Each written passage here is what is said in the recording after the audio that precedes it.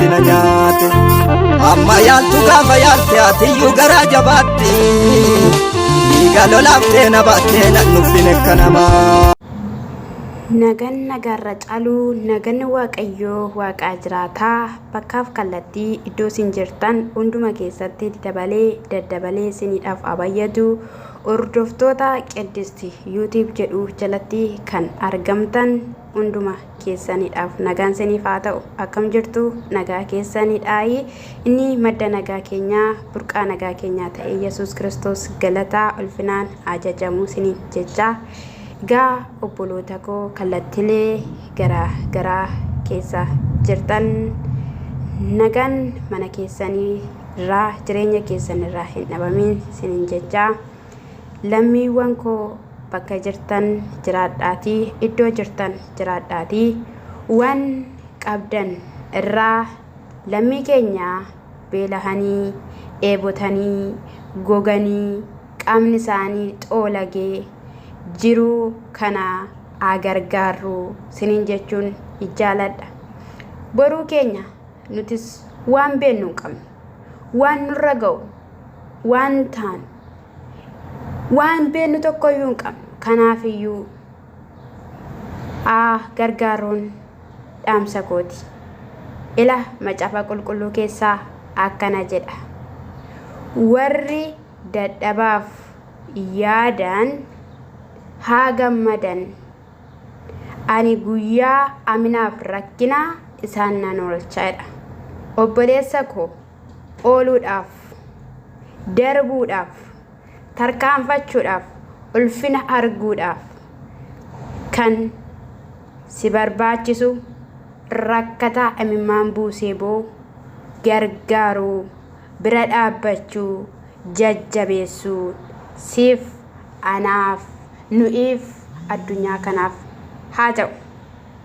Ati har'a saba kana gargaaruun inkee carraa guddaa argatte jechuudha, carroomte jechuudha.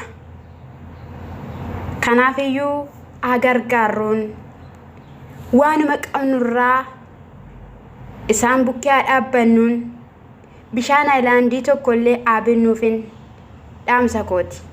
Lammii keenyaaf, lammii kootiif, lammii keetiif birmadhu.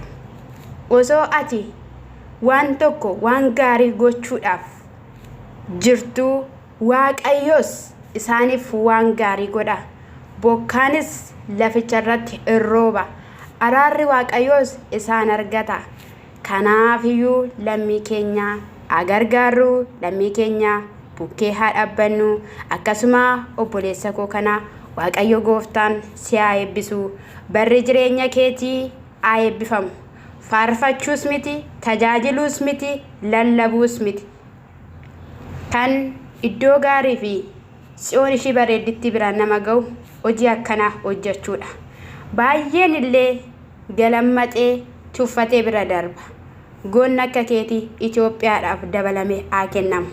Zarii lammii qoomoo amantiin osoo adda naman qoodiin kan nama gargaaru kan akka keetii leencichi Yihuudaan dhaloota biyya keenyaaf daddabalee haa kennu jechuun jaaladha. Akkasumallee saba keessan kallattiilee garaagaraa irra teessanii akkasuma abbootiin qabeenyaa akkasuma gola namaa keessatti kan argamtan, gola madaamotaa keessatti kan argamtan, kan qabdan irraa hirmaachaa kan jirtan gooftaan Yesuus Kiristoos jireenya keessan jiru keessan haa eebbisu. Eebbi Abrahaam jireenya keessan, eebbi Isaaq, Yaaqoob jireenya keessan haa argatu. Eebbifamaa darbaa deemaa tarkaanfadhaa siniin jechuun jaaladha. Ariifadheen dubbachaa jira. Ariifatee leencuudha mana keessan aseenu lammii kootiidhaaf sagalee ta'uun qaba kan jedhudha. Sinis lammii keessaniif miidiyaa qabdan irratti dubbadhaa siniin jechuun jaaladhaa. Waaqayyoon sinaa eebbisu. Eebbifamaa, eebbifamaa, eebbifamaa. Shaaloom, shaaloom.